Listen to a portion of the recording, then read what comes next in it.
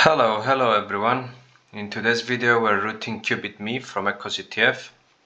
I actually did this box a while ago, so I don't fully remember the exact path, which is always a good thing because it means we'll go through the full process together from recon to root.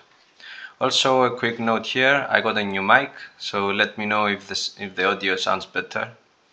What I do remember, however, is that the initial access had something to do with misconfigured file upload, but beyond that I honestly don't remember much, so let's explore it together. As you can see here, I already started the box. We got Cartman flying around here. So the box had one service, as we can see from the description. The port is 80. I already ran the mmap scan, that's why we can see that here. And let's see the description really quickly, so maybe we get some hints from it. Tee-hee-hee, Cupidme. So Cupidme is an imaginary character. However, Cupid is not the only thing that is imaginary on the system. The box security is equally imaginary. Okay. Tickle Cupid the right way and you'll be surprised. So as always, let's get our working environment organized by creating a directory, call it the name of the box, Cupidme. Go into that directory, create another one, call it nmap and fuzz. And let's start our mmap scan on the specific port. So -vv for double verbose, so we get more output back. -p by specifying what port do we need nmap exactly to scan or run the scripts. -a to specify that we want to run all scripts on that port. -oa for all formats, and specify the directory we want to save that output, nmap all scripts, and of course the IP of the box. Let's put that there and run. Gonna let that finish.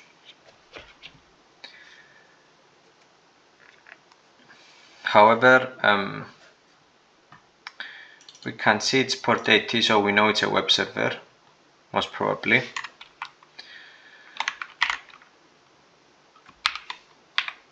So let's see the scan.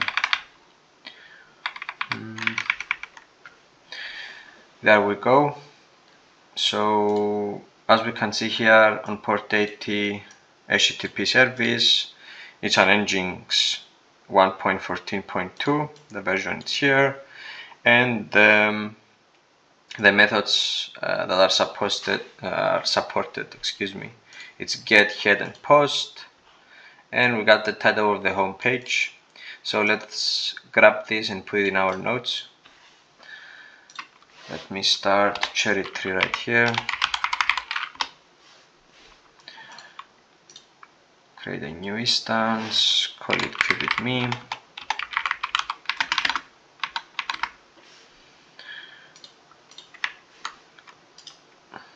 Create a subnode, call it nmap.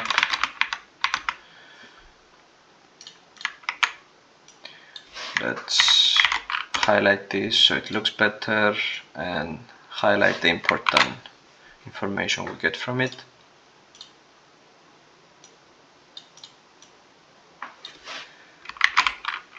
Whoops.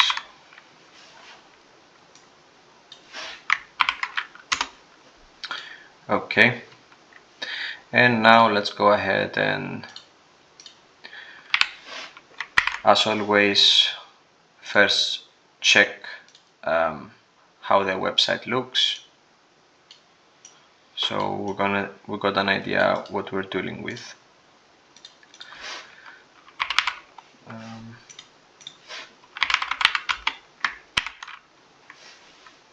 Put that there. Okay. Let me zoom zoom that in for you guys. So right off the bat, it's a simple website. Hello, this is Cupidme, and this is a page where I upload awesome pictures for everyone to admire. It says that we can upload pictures, but I don't see any upload button right here. What can I say? Lenses love me, blah blah blah. The sky, illustration credit, blah blah blah. If we try to open this, it seems that the picture exists on the root directory.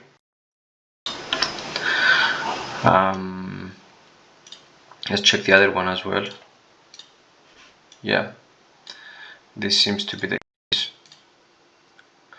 Okay, let's check the source code. Let's wrap the lines. So there's a comment right there. Okay, there it is. So as you can see, there is a form commented out by the developers, it seems, and if we manage to remove those comment tags, we will get a button where we can click and upload stuff. It seems that the website is running PHP. The language behind that is PHP. So before we put that in our notes, let's first try and fuzz to see if we find any hidden directories. So let's put that raft small words.txt, change large to small, and the box IP is 10.0.50.0. Also, if you're wondering what kind of word list I'm using for fuzzing, I've mentioned that in previous videos, but I'll do that again. There is a repo called checklists. Let me go ahead and find it for you. Checklists. There it is, where you can either download it locally on your computer to have the word lists locally, or you can go ahead and take the specific file you want from here. So in this case, I'm using discovery, web content, and raft small words. Where is it? Large. Here it is. Raft small words. This is the one I'm using right now. No, that's medium. Sorry. Small. There it is. Okay, so let's go ahead and run this. Right off the bat, we get a directory called images. So let's check that before we move on. As you can see, we cannot list the directories. It's forbidden, so we don't have access to it. However, we may have access to the files that it's in that directory. So let's try and remove those tags we found here and see if we can get that button appear on the screen. We can do that with different ways. I'm gonna show two ways that you guys can do that. So if we go to the inspector tools, development tools, and let's see, so pictures, there it is. So it seems that it's underneath that. As you can see here, I don't know if I can, yeah, I can zoom that. Yeah, as you can see here underneath the this tag right here, there is a form that is commented out. So what we can do is right click on it and then edit as HTML, And if we go ahead and remove the comments, click then click outside of it, there we go, we have the upload image now. So let's go ahead and upload a test image and see if there is any restrictions. So the process I'm thinking at the moment when I see that is that since the server it's running on PHP, and we can check if we could upload a PHP file, and if that's the case and the PHP it's being uploaded successfully, then we can upload a web shell, a PHP web shell, and then get a shell this way. However, I believe it won't be that easy, but let's check. So first of all, let me open a new pane. Let's call that this, go inside Cupidme, make directory, call it and inside we're gonna host our files. First of all, let's try and upload a test.txt. Let's do echo test. So we do have a test.txt. Let's try and upload that. echoCTF, Cupidme, test, open. Okay, let's upload image, and we get this error back which says MIME type not allowed, please upload an image JPEG file. Okay, so it seems there is a restriction here, and what the error suggests is that the restriction is checking the MIME type of the file we are trying to upload. So before we move on, let's stop ourselves right here and take some notes. Let's save that inside echoCTF, Cupidme, create a new directory, call it cherry tree, and inside cherry tree let's call our nodes. Okay, so let's have a subnode and call it HTTP 80 HTTP. Highlight that so it looks cool. Nice. Copy this. So what we did till now is that we manage, or we discovered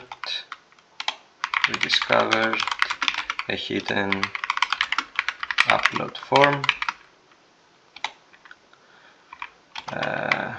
by looking in the source code. We managed to remove the comments, let's say HTML comments, and we can now upload files. Also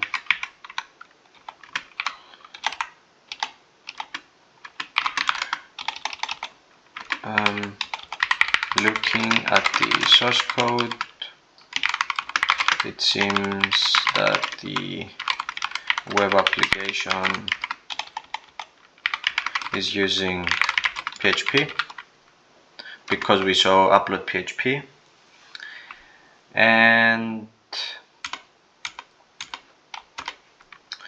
let's also say, write down that when we attempted to upload a text file, we got an error back saying that the MIME type is incorrect and only JPEG/PNG files are allowed.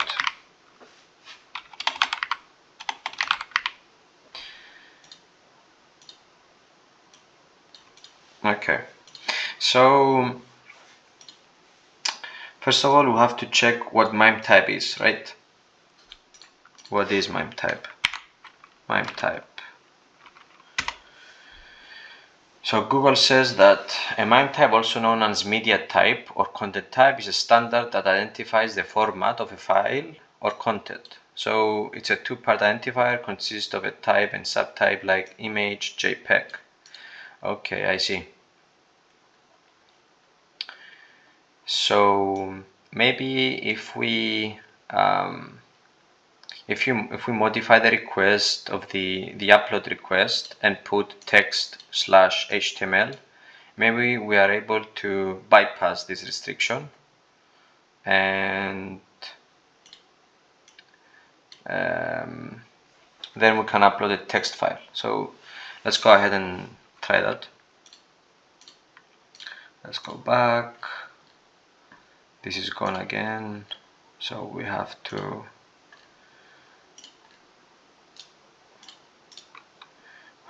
edit HTML again and remove the comments.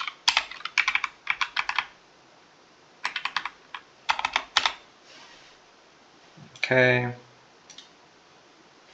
great. So let's go ahead, and I realized I don't have Foxy Proxy and I found it, so let's add Foxy Proxy. So Foxy Proxy is an extension where we can easily create a proxy. Let's go to proxies, add a new one. Let's put the title, that's burp. The host name, we can put the loopback address and port 8080, because port 8080 is the default port that Burp Suite listens on. So let's go ahead and save that, open burp.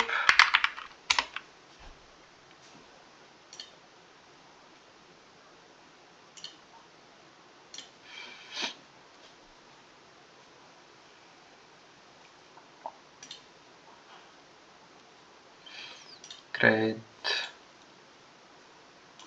Let's specify that we want all the requests to go through burp, and to make sure that everything works correctly, let's refresh the page. And nothing happens. Great. But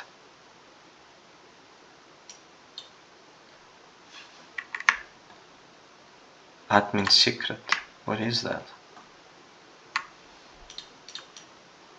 That's interesting.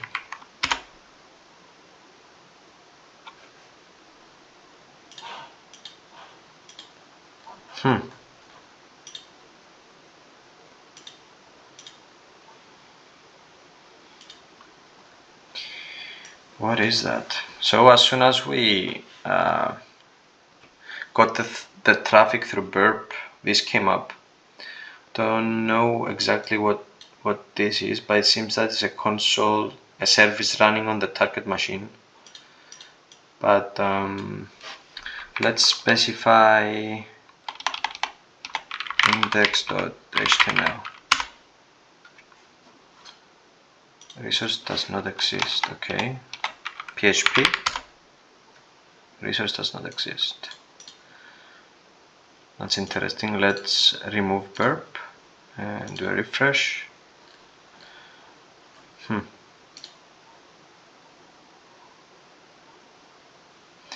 Do I have anything running on port 8080? Let's see. Let's grab listening. There are containers running on that port, right? There it is. So this is because I was trying to spin up mythicc2 to play with it a bit. So now I have to get that down before we continue. Let's see.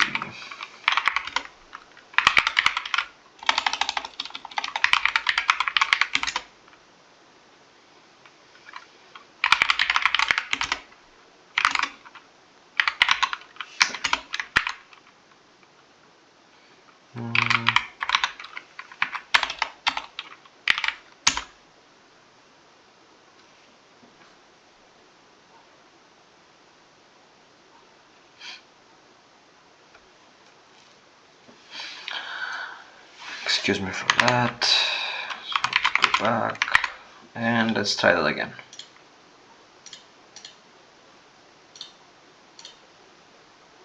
Burp, refresh, refusing. Okay.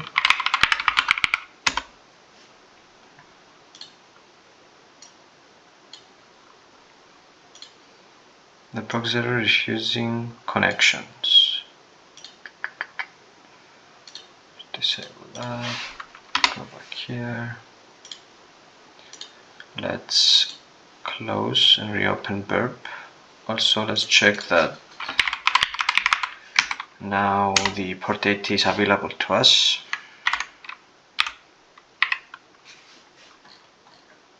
Yeah, it seems that nothing is running there. Let's run burp again.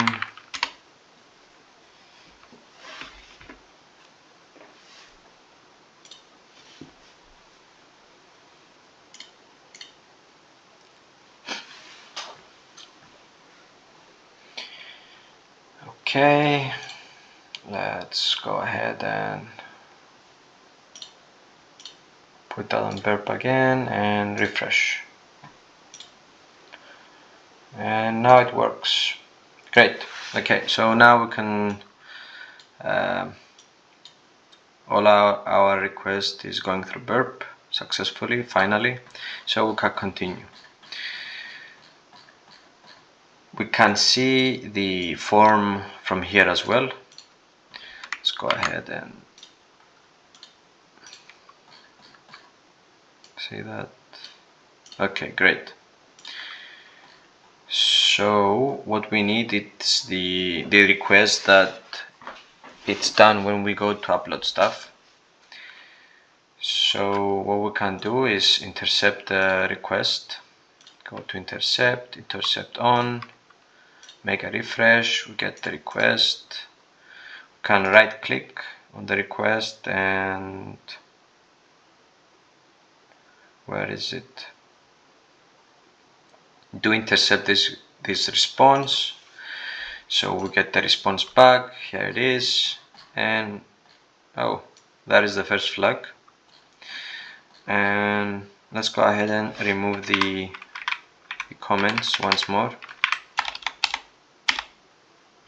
Great, forward that, and now we have the upload functionality enabled. Let's go ahead and re-upload the test.txt, upload image, and we will need that request to play with it.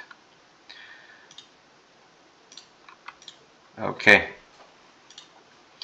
so the content type, it's already set on text/plain, but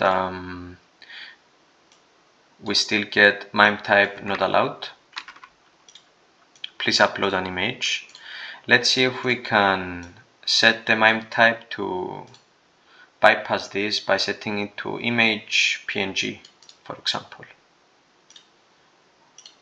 So let's change that to image.png and click send. So it seems that even if we change this, the restriction still understands that what we are about to upload is not an image. Let's try and change the file type, the extension of the file, and call it .png, or maybe Oh, it says specifically image.jpg, so let's try that before we move on. JPEG, send. Again, we get the same thing. Let's change it from .txt to .jpg, send. Again, so even though if we change the content type and the file type, it still knows that this file is not an image. So let's see if we upload an image, what's gonna happen. So let's go back, upload image, let's find an image. We can do sudo locate and search for JPEG images. Let's take this for example, copy it to the current directory and go ahead and upload this one. So where is it?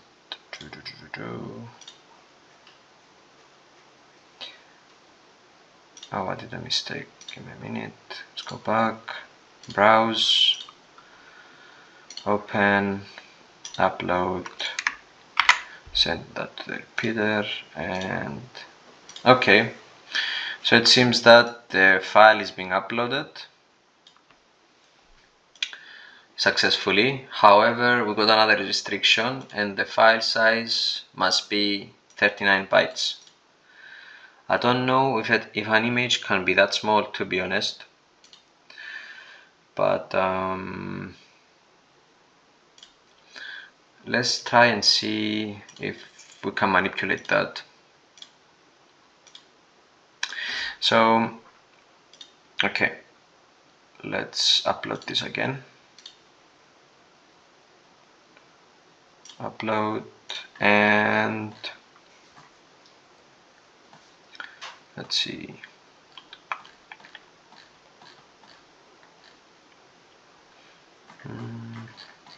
What if we delete a few of this? Like delete this portion.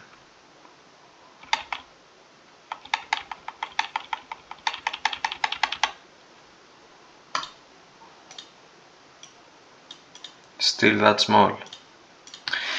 Okay, as I remember, there is a technique where we can embed a PHP script inside JPEG. We can search for it. So let's go ahead and search for it. So embed PHP script inside JPEG file. Let's disable perp for now.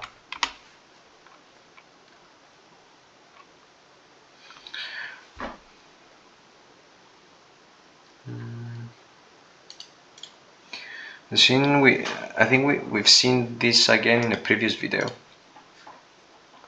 on how we tried to do it. Yeah, this is the same article that we saw the previous time, but let's go ahead and see how we can do that.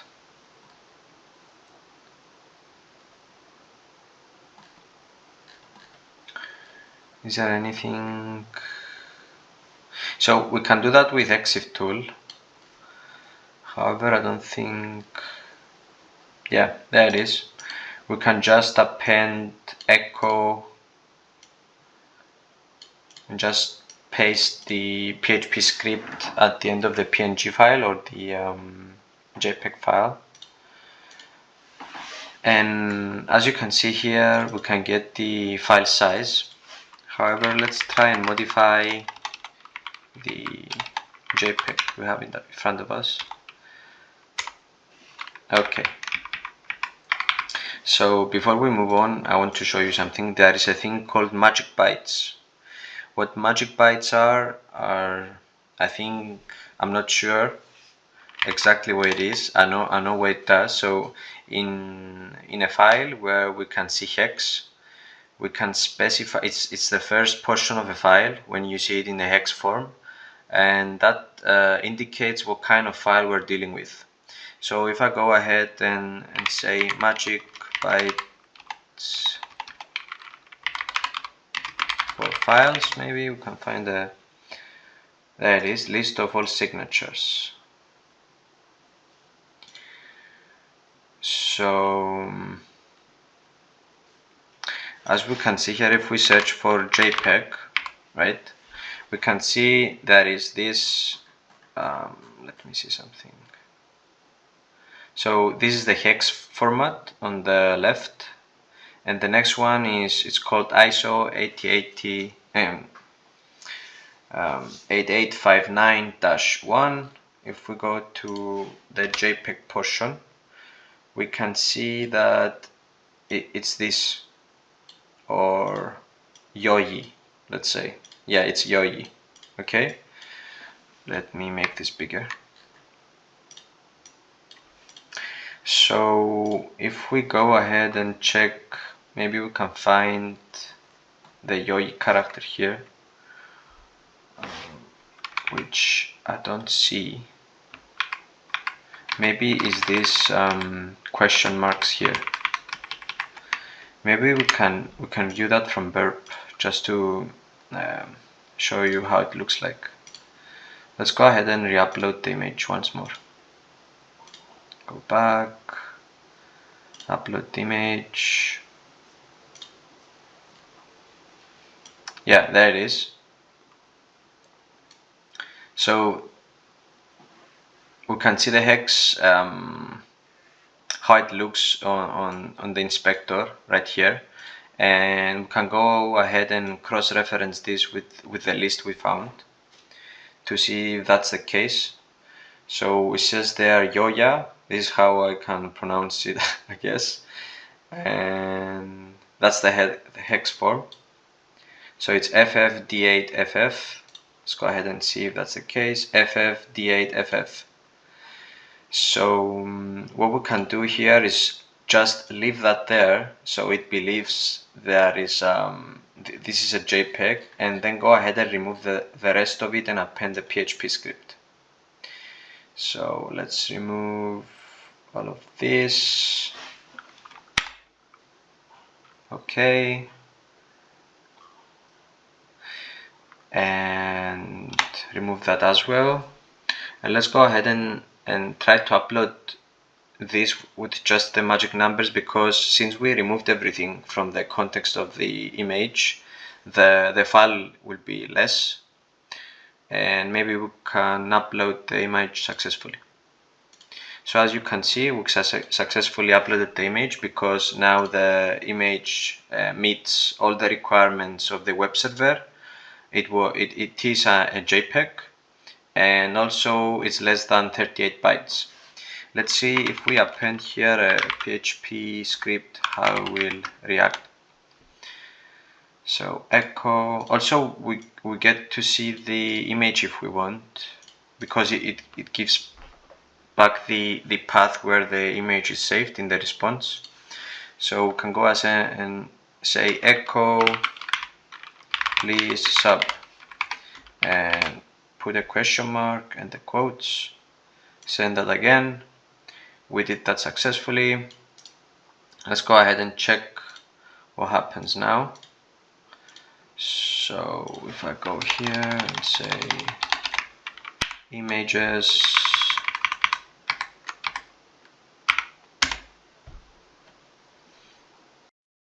okay, so the image blah blah blah cannot be displayed because it contains errors. Of course it contains errors, as we removed everything from the image.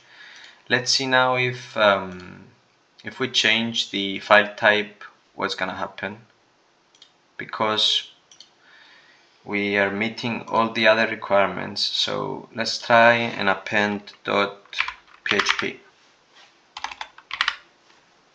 Send. It still allows us to upload a PHP. So now we might have an execution. Yep. And as you can see, we successfully executed PHP PHP code on the target web server, and we bypassed the restrictions, or we met the requirements for the restrictions, and just by appending a .php we are capable of executing PHP code. What the server failed to do here is check the file type of the image that is being uploaded. So let's go ahead and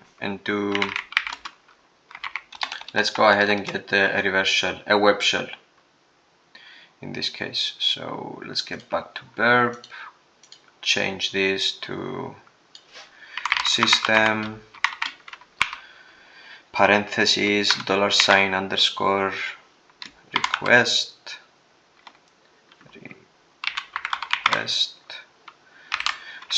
square brackets, quotes, call that dot, and upload this. So now if we do exclamation mark dot equals ID, we have execution. Nice. So now we can go ahead and write this to our nodes, so we stay organized. Let me bold this, go underneath and say that we manage to upload a PHP script by manipulating the context of the file. What we did is that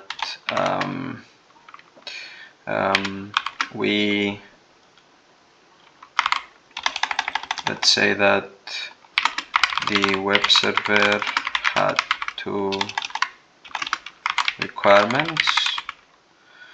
One was it wanted an image, JPEG, and two, file size less than 38.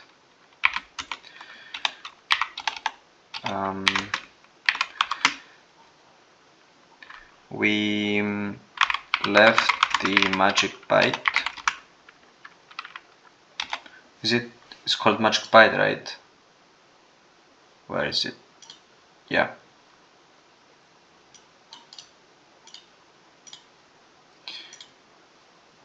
Let's say we are able to upload the PHP file by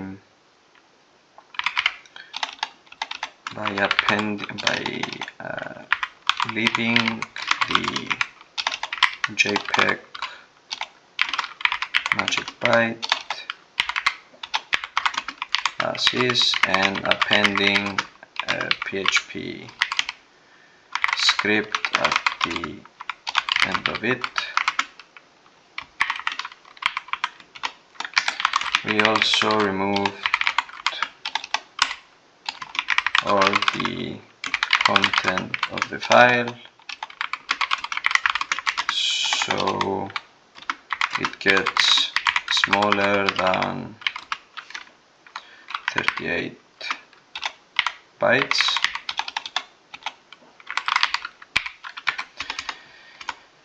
And let's put the context of the file that will help as a reference. Copy, put that here.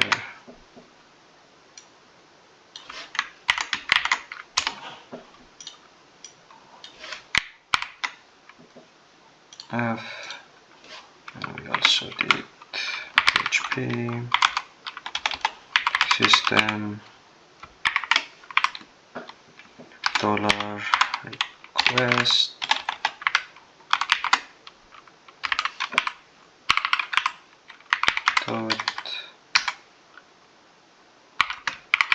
this.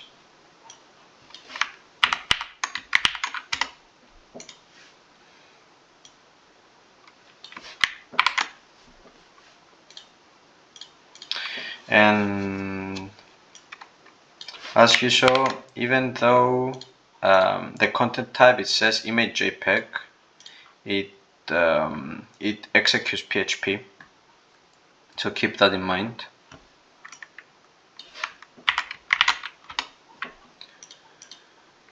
Great, and also let's put the URL where we have a shell.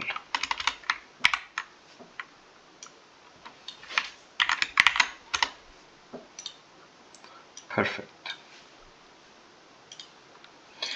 Okay, now that we have a shell, let's go ahead and get a full reverse shell on the box. The easiest way to do that is first check if the tool netcat exists on the target server. Nope. Maybe reach. No. Let's try and execute it right off, or do an ls on dash bin. Nope. Did we lose the shell? Yep, we did. Don't know what happened, but it seems that. Let's re-upload this. Send. We got the shell back. Let's do which.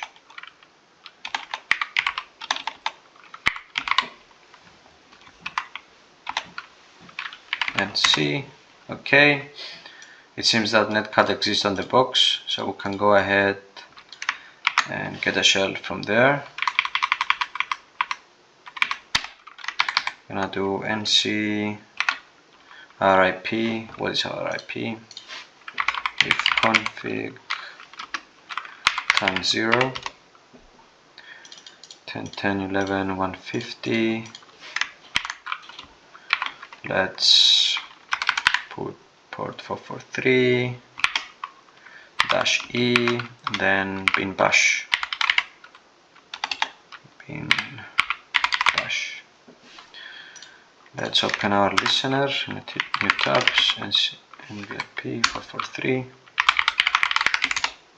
Okay. And the server hangs, so there we go, we got a shell on the box. Let's go ahead and update our TTY. We can do that with using Python, but first of all, let's check if Python exists on the box. It does. So let's go ahead and go to RobNob, upgrading simple shells to full interactive TTYs. There it is. We can wait a minute. We need just the -c portion because we see that we have Python 3. Great. Let me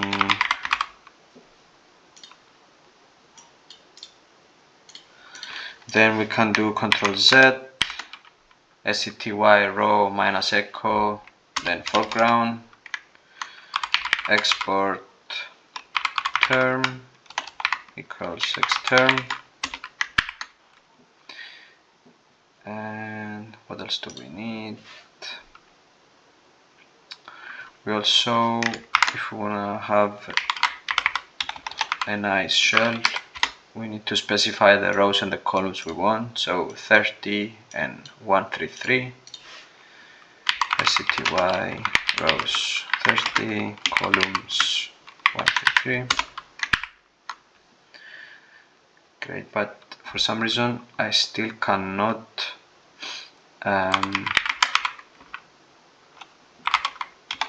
is it term equals xterm? Yeah, this is the correct syntax. Now I can clear the screen. Great. So let's move to the privilege escalation portion, with which I don't remember anything about it. So let's see.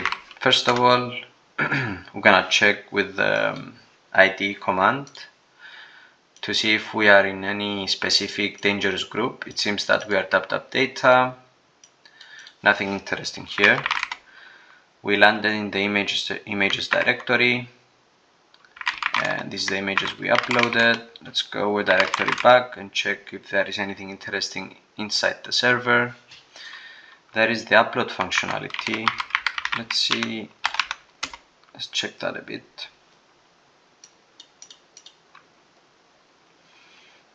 Okay.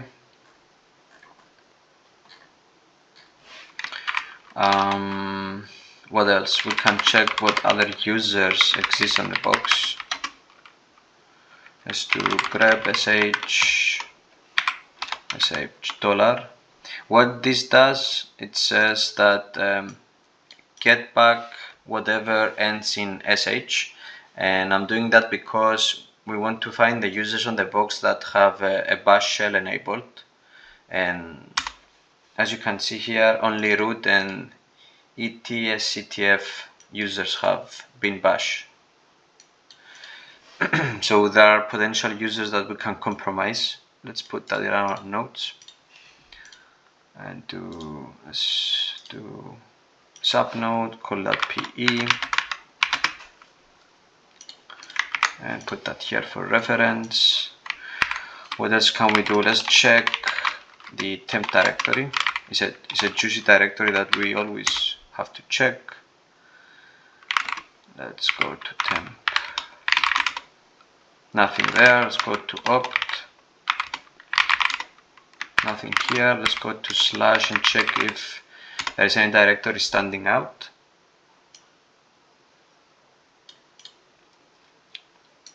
Because an echoCTF box, I want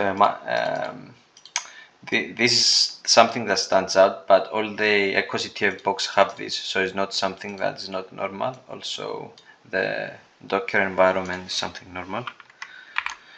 We can check if we have any sudo privileges. We don't. As we can see, a password is required. Okay. Alright, now we can use, we did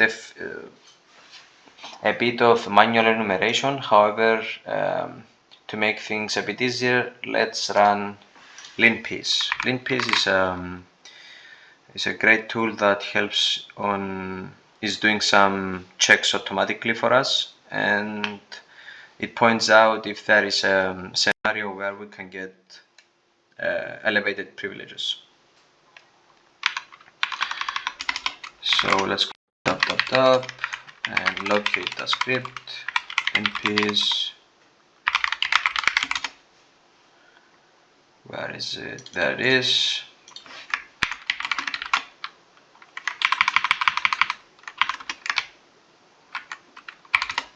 Also, if you don't have the script already on your box, you can go ahead and search for it, linpiece. There is a GitHub repository where we can go ahead and download this. We can get it from PSNG. If you go here to releases, there it is, linpiece.sh. Okay, now we have it. Let's open a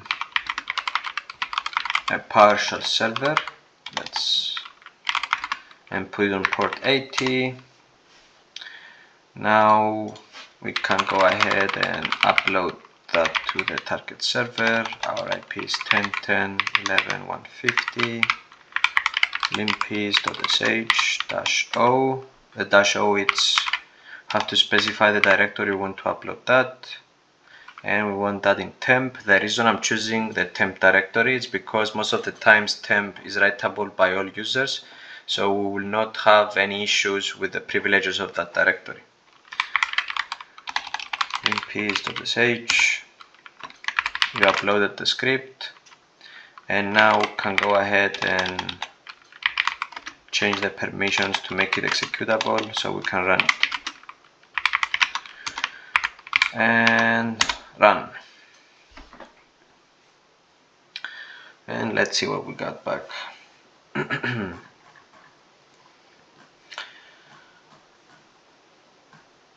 As you can see, the script is doing a lot of checks. Let's see. Let's go on the top and slowly move towards the bottom so we get all the output back and analyze it. It recommends here that we check the version, it found the version of the sudo. However, we cannot run any sudo commands as we saw before. Okay, nothing interesting there. Modules can be loaded. Nope. Let's see.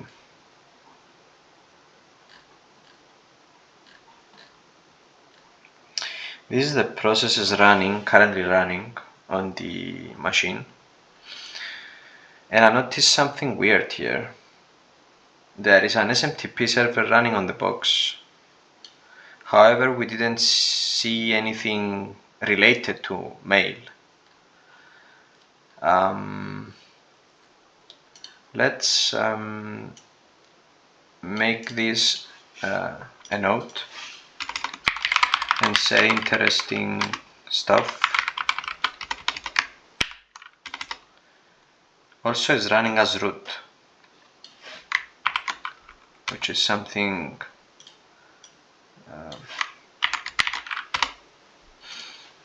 that it's interesting. Okay, let's move.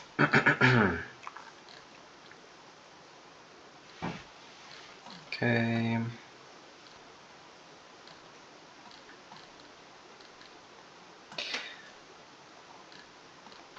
Cron jobs. No cron jobs running. Let's see.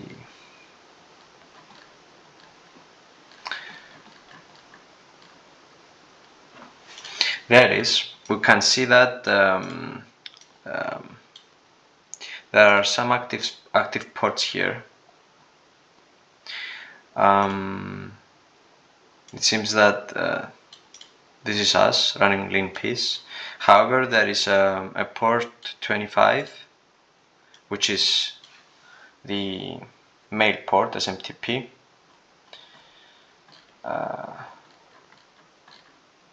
So we can go ahead and check that because it came up twice till now. The reason I'm skimming this a bit fast is that I'm looking for the highlighted ones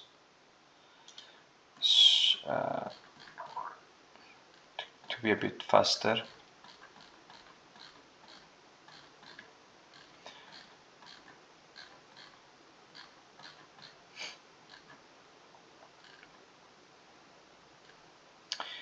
This is the sweet binaries, always useful to check on them. I can't see any sweet binary that stands out, to be honest. There is SGIT binaries. Okay. Let's move further.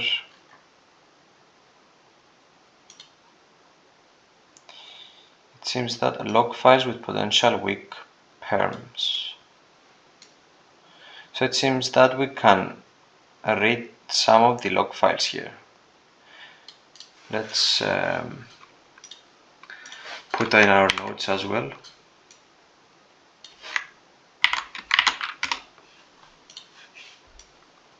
This to make that red. Okay.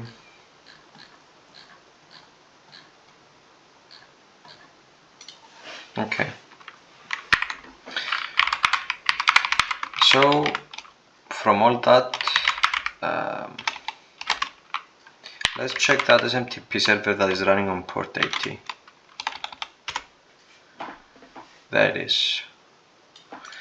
So if we we can connect to that. We're using telnet. Let's see if telnet is installed first. Which telnet? We don't have telnet, it seems. However, we do have netcat as we saw before, so we can go ahead and try connecting to that server with netcat. So we specify the IP, which is the loopback, the local IP, local host IP, and the port 25. And there we go. We can connect on the server. We don't get the version back. Most of the times we get the SMTP version here on the banner. However, we know it's an open SMTPD. Let's save that to our notes as well.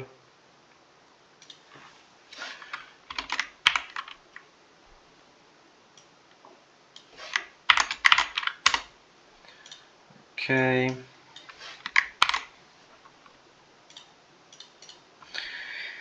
So is there a way to find out the version of the SMTPD? Let's do a Google search. How can I see how can I see my version Linux?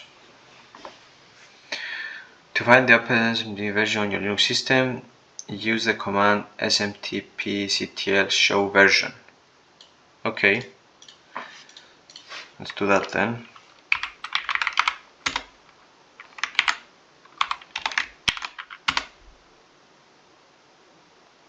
Show possibilities.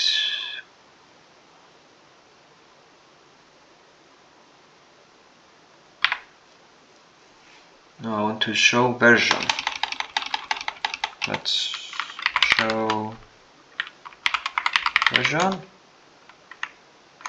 Maybe status. We leak the version. Okay, so we need root privileges to run that. So we cannot run that. Let's see, is there any other way to view? No.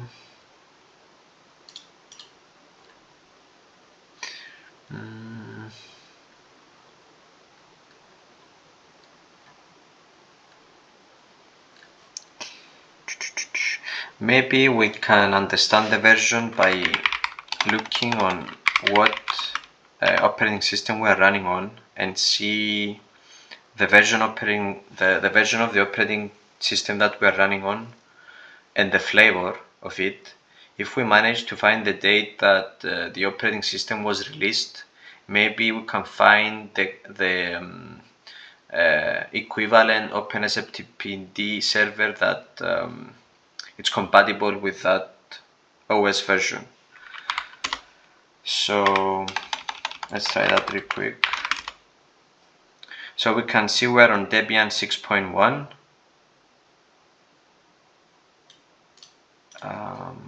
6.1.0, and it says here 2024. Maybe we can find the compatible, let's say OpenSMTPD.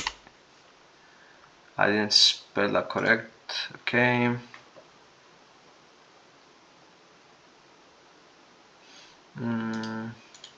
Let's go here and here. Let's put that in quotes. Maybe.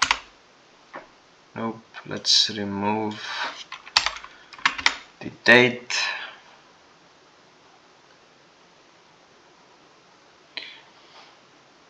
What's that? Whoa. Did we found no. It says something with it OpenSMTP here though. CVE blah blah blah. What is that?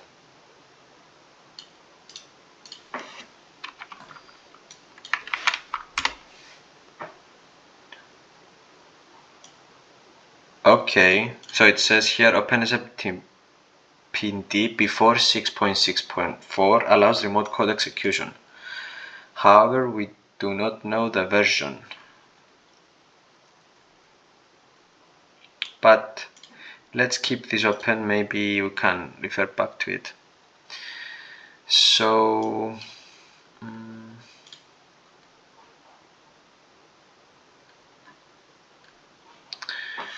let's see, where can I find the version of my open SMTP? Yeah, we did that already. Okay, so open logs are typically found in here. So maybe if we can search, if we have access to those logs, maybe we can find the version. Let's go ahead and test that. Let's search for the word version. So, however, in our notes we do have that we can search for this, but this is for Nginx. I don't believe we're gonna find the version of the OpenSMTP there. Let's check, is there any other way we can, let's see, maybe varlog syslog, I don't believe, but it's worth a try. Grep version, nope. Okay, the other way we can try and see the version, it's actually making a port forwarding and exposing the local SMTP server to our machine using Chisel. So Chisel is a tool where we can do port forwarding. Let me go ahead and find it. Chisel port forwarding.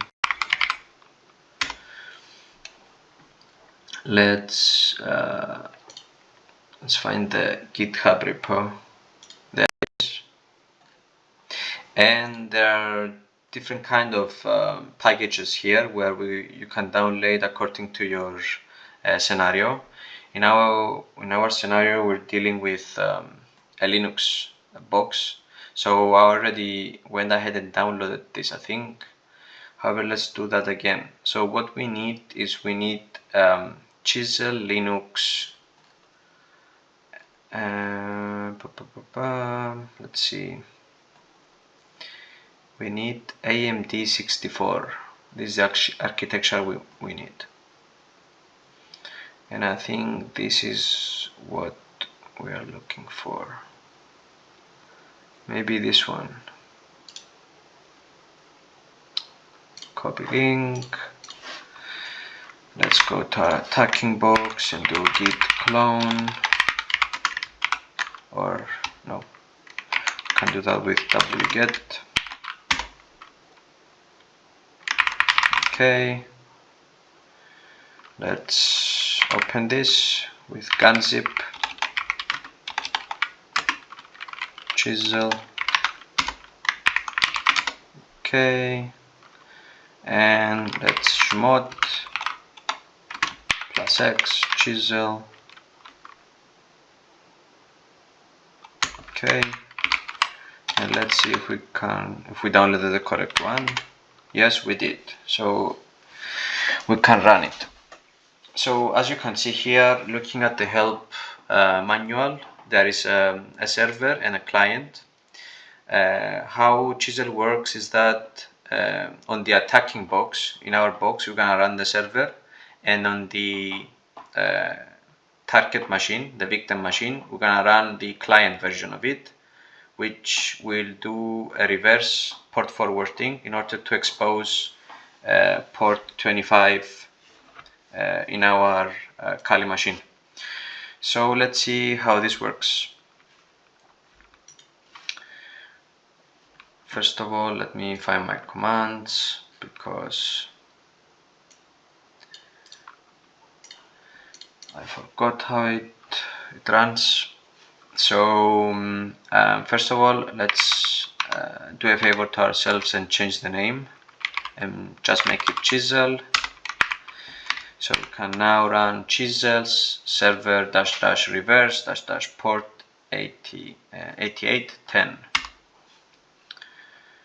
So this runs.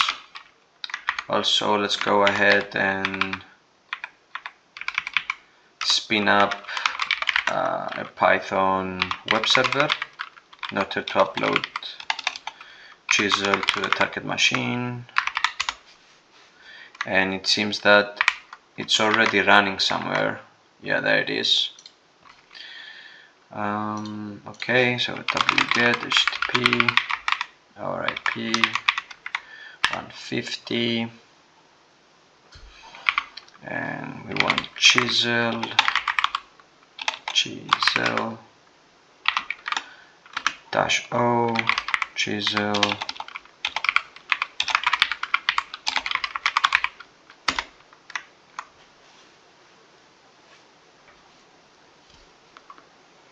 come on.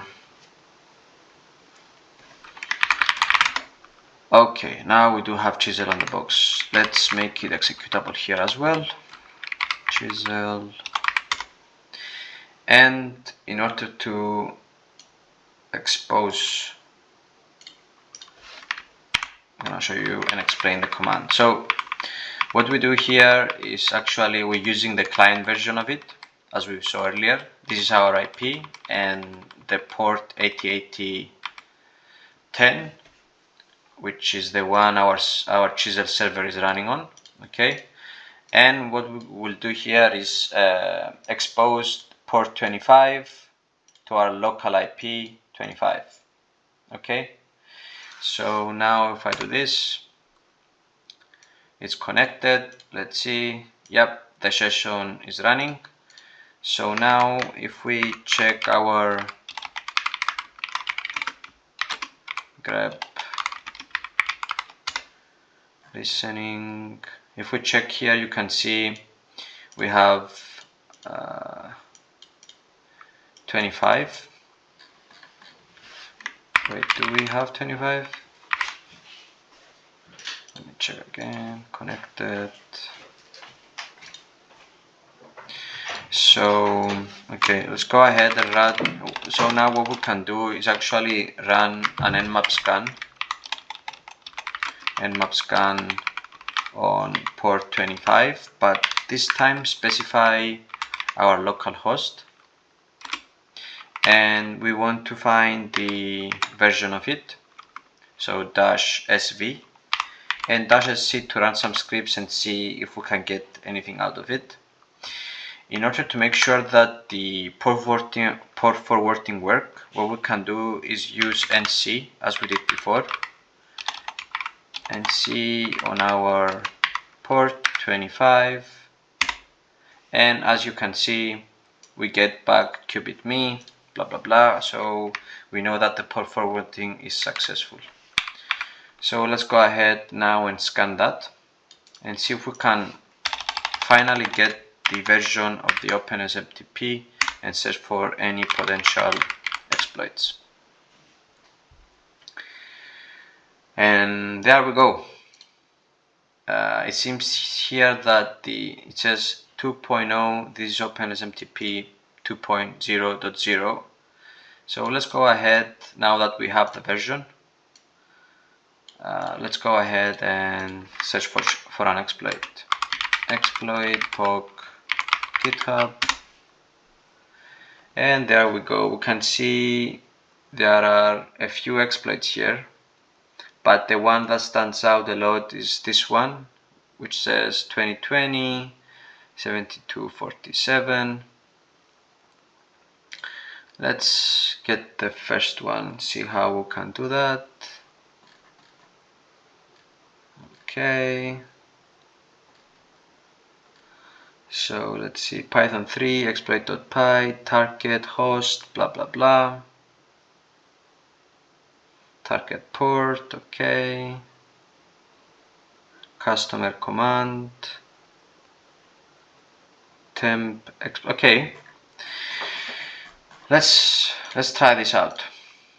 as I said in previous videos, if we are in a company, right, and we find such an exploit, of course we're gonna go ahead and read the script before we run it, read the POC before we run it.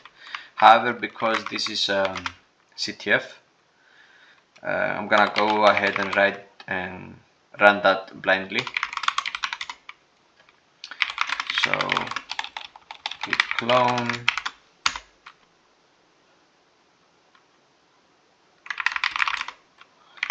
okay, there it is. Does this need any requirements? It doesn't seem, so I can't see requirements.txt or something like that. So let's try and run it right off the bat and see if it works out of the box. Okay, so it seems that it needs the Python module called PWN. I think it stands for PON. So let's go ahead and see, is there any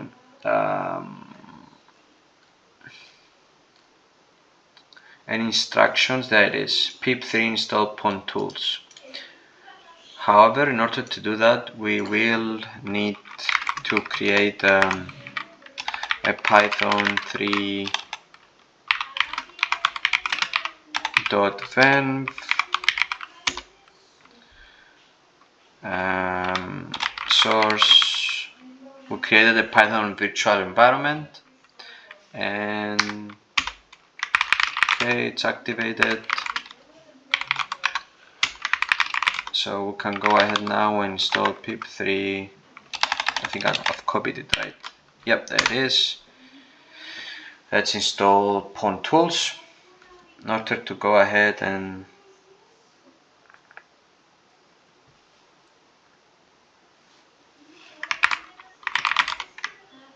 okay, Python 3. Let's try and run the exploit. -h. Hooray! Okay, so it seems that it runs. So let's go ahead and try target. We want to be on 127.0.0.1. The port is target port 25 and custom command. Let's do temp from root. Run it. Let's see. Oh, it needs target host, not target host. A weird syntax, I could say. Okay, let's go ahead. And something is wrong. We're doing something wrong. So unrecognized arguments. Target port.